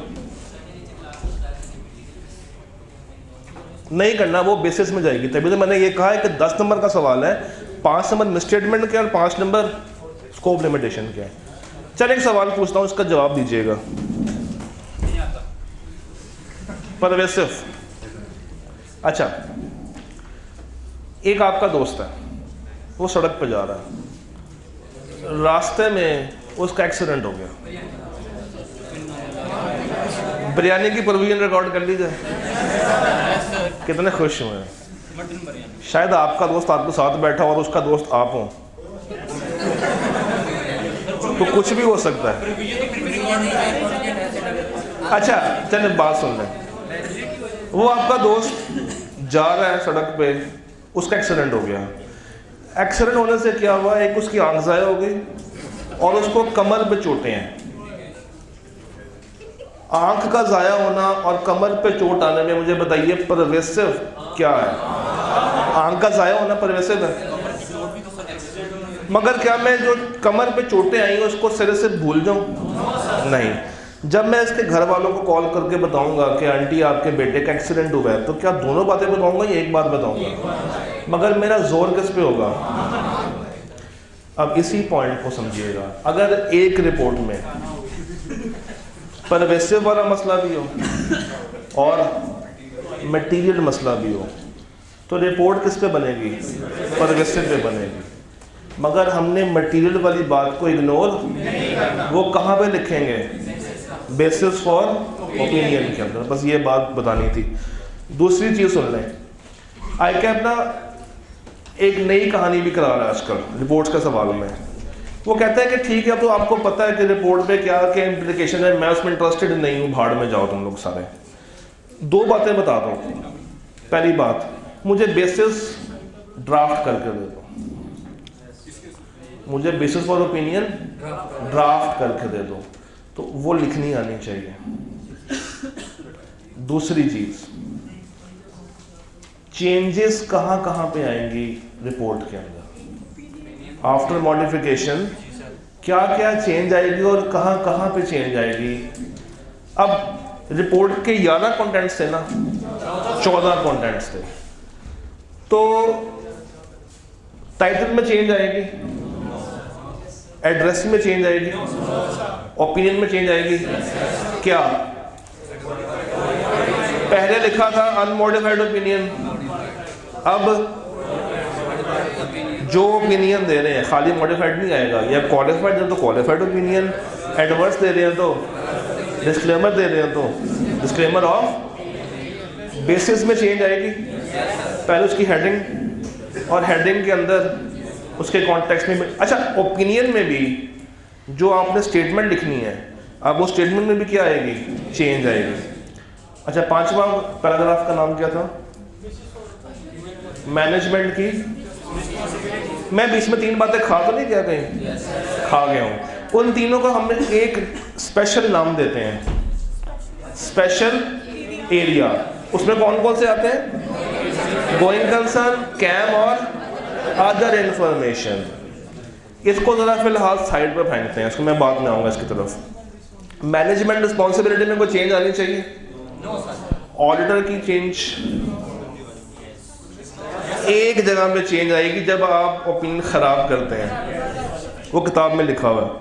अच्छा, 9वां क्या था, अदर रिपोर्टिंग रिस्पॉन्सिबिलिटी। उसमें चेंज आ सकती है कभी कभी आई कैप वो। अच्छा, उसमें ना 4 बातें हैं। 9वां, चलिए 10वां कर लें। 10वें के अंदर भी 4 बातें हैं। पहला प्रॉपर बुक्स ऑफ अकाउंट्स, दूसरा एक्सपेंडिचर इन्वेस्टमेंट्स वाले पॉइंट, तीसरा ज़कात, एक और है हाँ टाइटल वाला। अच्छा, 4 बातें हैं। इन 4 में से 2 को अक्सर वो तंग करता है। एक ज़कात वाले पॉइंट को छेड़ सकता है और दूसरा प्रॉपर बुक्स ऑफ अकाउंट्स, ठीक है। उसके बाद क्या आता है, 11वां एलिमेंट कौन सा है, एंगेजमेंट पार्टनर का, उसमें कोई चेंज आएगा। 12वां। उसके बाद क्या आता है, उसके बाद इनमें कोई चेंज। तो चेंज कहाँ पे आया, opinion, basis for opinion, order की रिस्पॉन्सिबिलिटी, अदर रिपोर्टिंग। अच्छा, 3 पैरा मैंने साइड में फेंक दिए थे, कौन कौन से थे, गोइंग कंसर्न, कैम और अदर इन्फॉर्मेशन। तो कोर्स का पार्ट ही नहीं है तो टेंशन लेनी ही नहीं है। कैम उसका एक अपना स्टैंडर्ड है, और गोइंग कंसर्न सिर्फ उसी वक्त आएगा जब क्या होगी, material uncertainty related to going concern. अच्छा, एक और सवाल, अगर मैं इन तीनों एरियाज को शामिल ना करूं रिपोर्ट में तो क्या रिपोर्ट मॉडिफाई होगी? अगर मैं इन तीनों एरियाज को रिपोर्ट से बाहर फेंक दूं या किसी भी एक एरिया को रिपोर्ट से निकाल दूं, क्या रिपोर्ट मॉडिफाई होगी या नहीं होगी?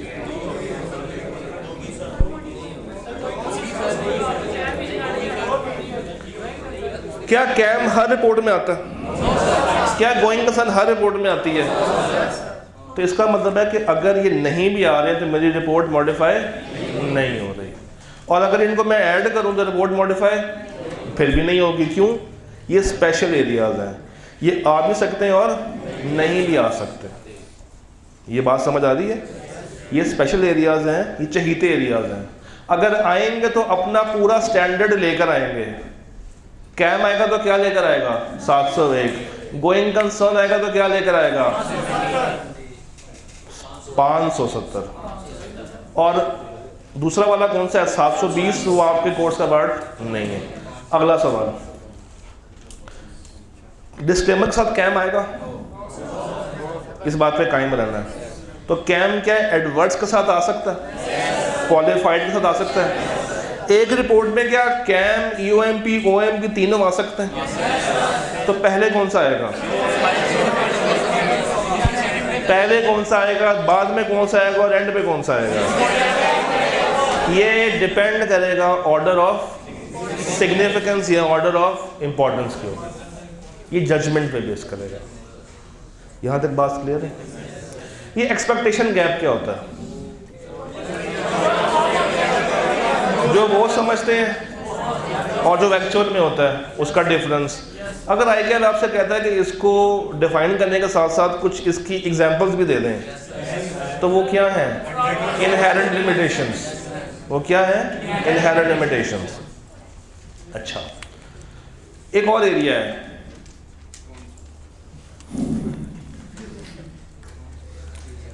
आप एक कंपनी को ऑडिट करने के लिए जाते हैं और अनसर्टन है कि ये कंपनी सर्वाइव कर पाएगी या नहीं कर पाएगी। स्पेशल एक एरिया है 705 के अंदर, उसका नाम बता सकते हैं? Multiple uncertainties. भाई अच्छा जलसे में है वो। अच्छा, तो अगर आप एक ऑडिट में पहुंचे हैं और आपको डाउट है कि ये एंटिटी सर्वाइव कर रही है या सर्वाइव नहीं कर रही, अच्छी बात करेंगे तब भी फंसेंगे, बुरी बात करेंगे तब भी फंसेंगे, तो यहाँ भी स्टैंडर्ड कहता है कि आपने कुछ नहीं करना, सिर्फ क्या दे देना है और खामोशी से भाग जाना है ताकि आप पे ब्लेम ना आए। ओके, हुक्म नहीं, इसमें सिर्फ हम भागने की करेंगे। अच्छा, कैम और ईओएमपी में क्या क्या फ़र्क है? एक तो वीडियो मैं दे दूंगा, वो तो अलग है, बट मैं आपसे भी पूछना चाहूँगा कैम, अच्छा आज तक ICAP ने ये सवाल नहीं पूछा इन दोनों में डिफरेंस का, मगर कभी भी आ सकता है, मौक में आ सकता है। तो कैम के स्पेलिंग KAM और ईओएमपी के स्पेलिंग EOMP, पहला डिफरेंस ये हो गया। कैम में 3 वर्ड्स हैं, ईओएमपी में 4 वर्ड्स हैं। उसके बाद कैम में तीनों कैपिटल आते हैं और ईओएमपी में E कैपिटल और बाकी 3 स्मॉल हैं। 3 डिफरेंस ये लिखकर आएंगे, ये लिखकर आएंगे, आप बता दें। कैम जो है वो हर कंपनी के लिए होता है, सिर्फ किसके लिए होता है? और ईओएमपी वो हर कंपनी के लिए होता है। कैम का अपना एक ज़ाती स्टैंडर्ड, उसका नाम क्या है? 701। और ईओएमपी के लिए कौन सा है? 700। इन दोनों में से करंट पे लाजमी कौन सा है? और ईओएमपी हम करंट और फ्यूचर या पास्ट के ऊपर भी दे सकते हैं। इनमें से किसको ऐड करूं तो रिपोर्ट खराब होती है? ईओएमपी को। यहां तक क्लियर है? चलें अब आगे आते हैं। ये सवाल एक आपके सामने है, सोचें इस सवाल पे क्या होगा।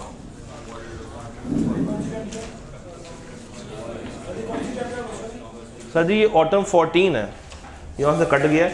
ऑटम 14 क्वेश्चन नंबर 5 है गालबन, अगर मेरी याददाश्त सही है तो।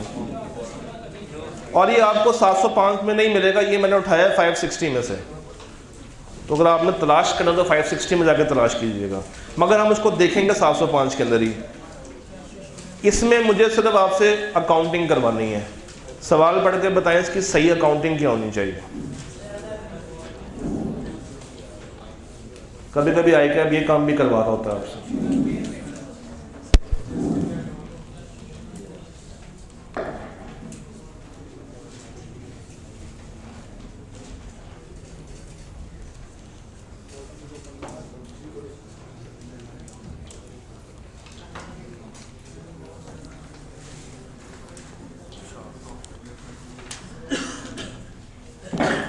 बचपन में पढ़ी हुई QM याद आएगी आपका सवाल। QM ICAP है भाई, वो टेस्ट कर सकता है। ऐसे एग्जाम थी, मैथ तो आता है ना। चले चले सवाल करें, ड्रामे ना करें।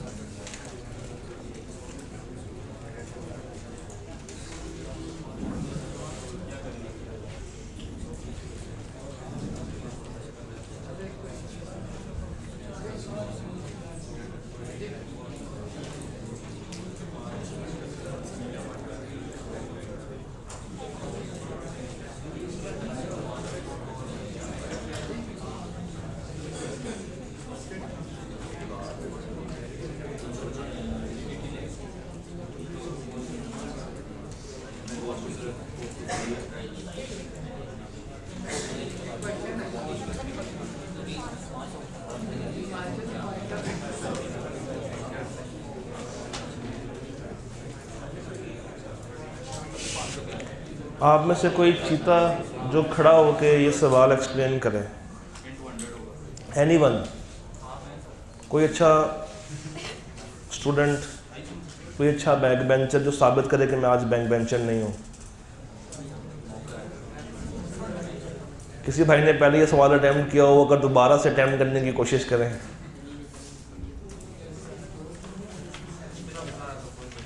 हैं?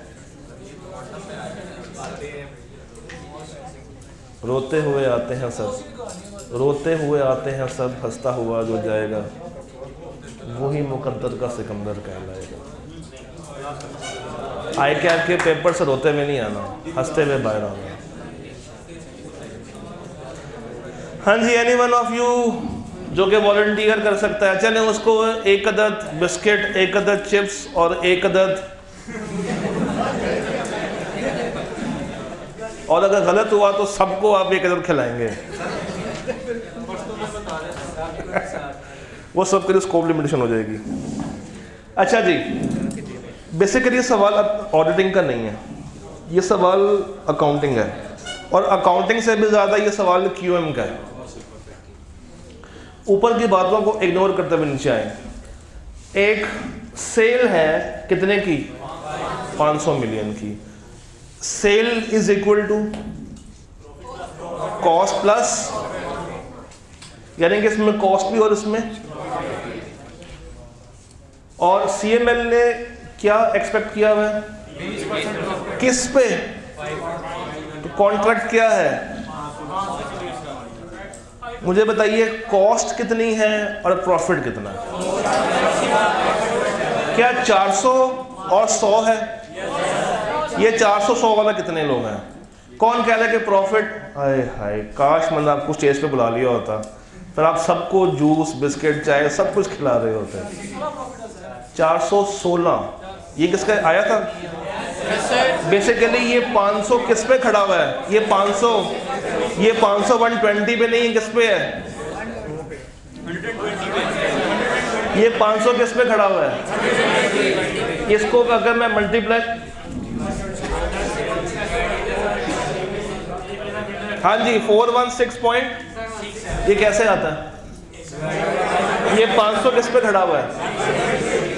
120 पे खड़ा हुआ है, 100 पे खड़ा हुआ है, ये 80 पे खड़ा हुआ है? 120, और मल्टीप्लाई किससे करना है? तो इसका मतलब है कि प्रॉफिट कितना है? कितना प्रॉफिट है?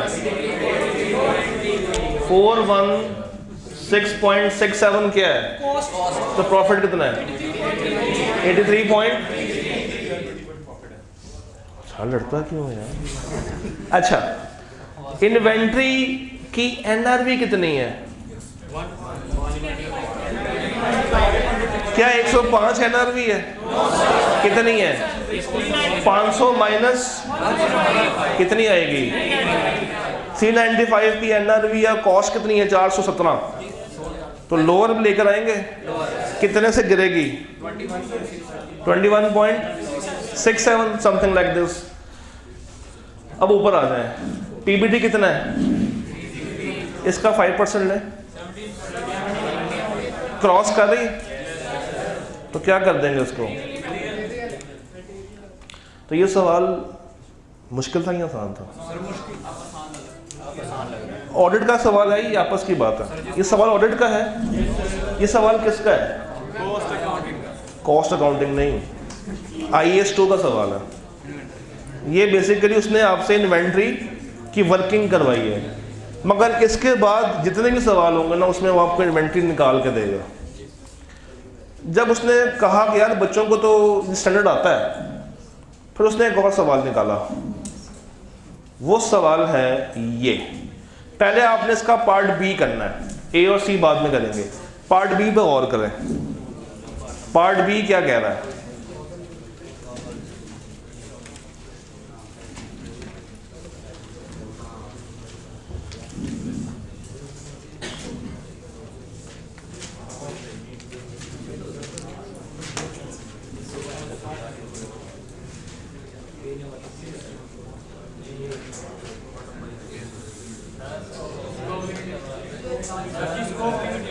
पार्ट बी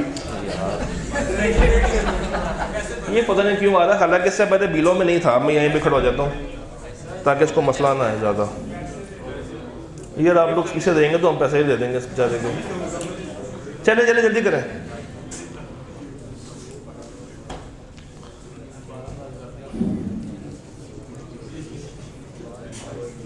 हाँ ये सही है, लगा लो, चार्जर भी लगा लो, एक और लगा लो, कॉलेज की बिजली भी।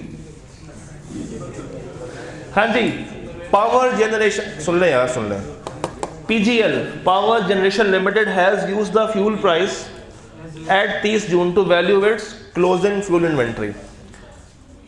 जो वैल्यू आई है वो इंक्रीज हो गई है 500 से 750। PBT कितना है, बस ये सवाल है। चले 2000 का 5% लें, 100। इन्वेंट्री लोअर ऑफ कॉस्ट, और क्या कभी एनर्जी बढ़ती है? यहाँ पे क्या हो रहा है, 500 से बढ़ के तो हमें लेना क्या 750 या 500, तो ये इसका इंक्रीज हमने काउंट, मगर उन्होंने कर लिया है। उन्होंने अपनी इन्वेंट्री को क्या कर लिया है, इन्वेंट्री रीवैल्यू नहीं होती। तो जो 250 का उन्होंने प्लस किया, इसका मतलब है कि इन्वेंट्री क्या है, ओवर स्टेटेड। इसका क्या आया था, कितने से ओवर स्टेटेड है, 150 से।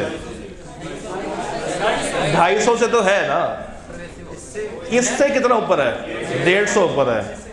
पर वैसे उसका कोई फील आ रही है, फील आ रही है ना। तो आई क्या में दोनों पासे दिक्कत आनी है, अपनी फील पे नहीं जाना। क्या भाई सवाल क्यों बनाया है? Consequently the value of fuel inventory has been increased from, तो ये आपने अज्यूम करना था मेरी जान। ये देखो जरा पढ़े सोल्यूशन,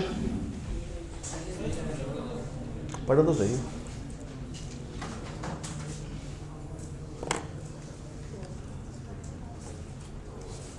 अब देखिए आपके दिमाग में क्या आया था, परवेसिव। आप ये भूल गए थे कि ये सिंगल अकाउंट को टारगेट कर रहा है, मल्टीपल अकाउंट्स को टारगेट नहीं कर रहा। तो मैं इसलिए कह रहा हूँ सवाल में कंफ्यूज होने से बेहतर है कि क्या करें, दोनों बातें लिखें, ज़्यादा बेहतर है।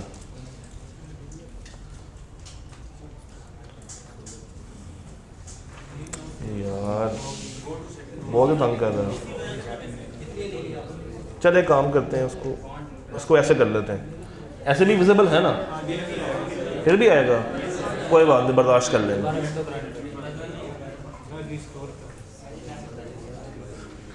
हाँ जी जवाब पढ़ें। अच्छा मुझे बताएं, क्वालिफाइड रिपोर्ट अगर हो तो कैम आएगा, कैम आ सकता है, सॉरी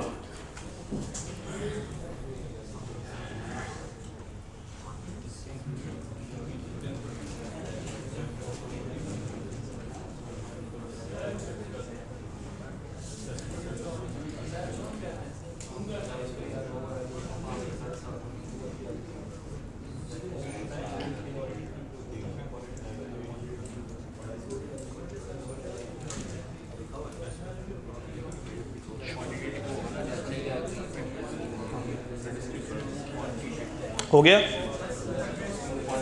अच्छा जी अगला पार्ट 1 पढ़े, पार्ट 1 देखें।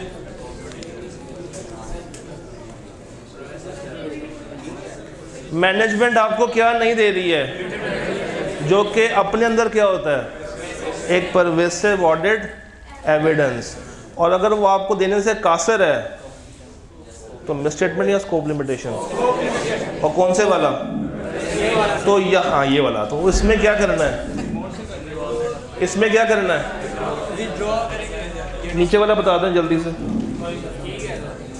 यहाँ पे एंटिटी गोइंग कंसर्न नहीं है, यहाँ पे एंटिटी गोइंग कंसर्न, ऑल दो आपने पढ़ा नहीं, थोड़ी बहुत नॉलेज तो होगी, डिस्कस कर सकते हैं या मंडे को कर लें। चलें इसको हम आगे मंडे पे कैरी फॉरवर्ड करते हैं, छुट्टी नहीं दे रहा। एक सवाल और है, ये वाला नीचे वाला नहीं किया था, इस पे आप लोग ब्रेक पे गए थे, इसका पार्ट भी देखें।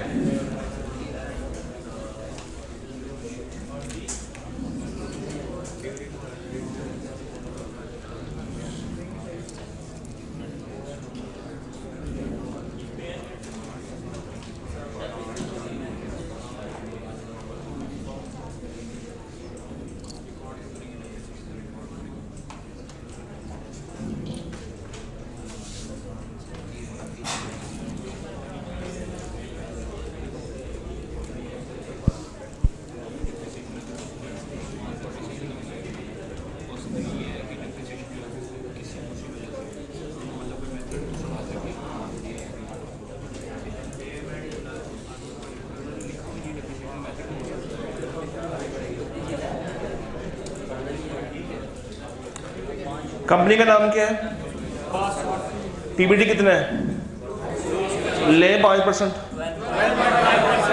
अब जहन में होना चाहिए क्या हो रहा है, मैनेजमेंट ने 2 महीनों की डेप्रिसिएशन रिकॉर्ड कितनी बनती है, क्रॉस कर रही है, इमटेरियल है, बस यहाँ तक लिखो, वो पूरी बात करनी है एग्रीगेट वाली साथ में लाके। हाँ इम्पेयरमेंट वाला कॉन्सेप्ट भी यहाँ पर आएगा क्योंकि वो शट डाउन हो रहा है। तो यहाँ पे फिर आपको इम्पेयरमेंट पे देखना पड़ेगा कि एंटिटी ने इम्पेयरमेंट के ऊपर काम शाम किया या नहीं किया। अगर नहीं किया हुआ तो ये भी अलग से क्या है, मिसस्टेटमेंट। अच्छा अगर एक रिपोर्ट हो और दोनों ही मिसस्टेटमेंट्स हो और दोनों ही मटेरियल हो तो किसके ऊपर रख के रिपोर्ट दूँ, दोनों को क्या कर लेंगे। तो वहां पे कंपेयर नहीं करना, वहां पे क्या कर लेना है। अच्छा जी अभी तो ब्रेक दे के आए हैं, अभी तो आधा घंटा पड़ा हुआ है। हाँ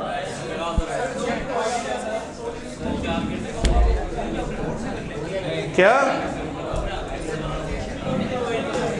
भाई, हाँ मैं आपकी उस बातों में आने वाला हूँ ही नहीं आज। अच्छा जी, अच्छा जी,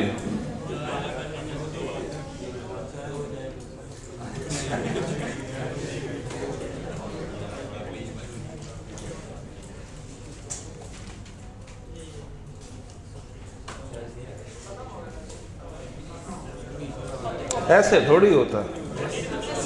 मेरे पास पूरी किताब है, किताब ये लें, खत्म हो गया। अच्छा जी चले एक सवाल और करते हैं, उसके बाद फैसला करेंगे कि हम जाना या नहीं जाना। वो एक सवाल करने के बाद फैसला करेंगे। अच्छा जी सवाल देखिएगा, ये क्या हो रहा है। अच्छा जी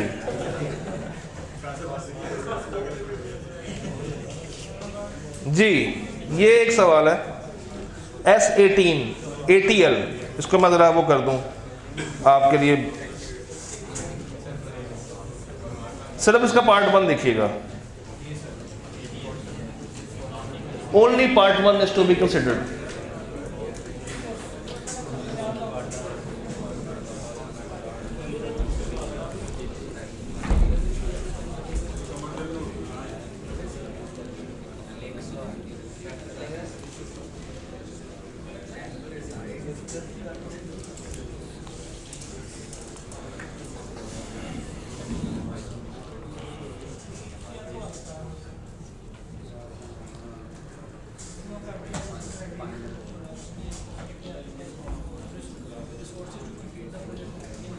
क्या हुआ, कभी कभी ना तुम आरफाना बातें करते हो, कभी कभी तुम बहुत बोंगी बातें करते हो, कभी कभी बहुत आरफाना बातें कर जाते हो। मतलब 6 क्राइटेरिया आते हैं तुम्हें।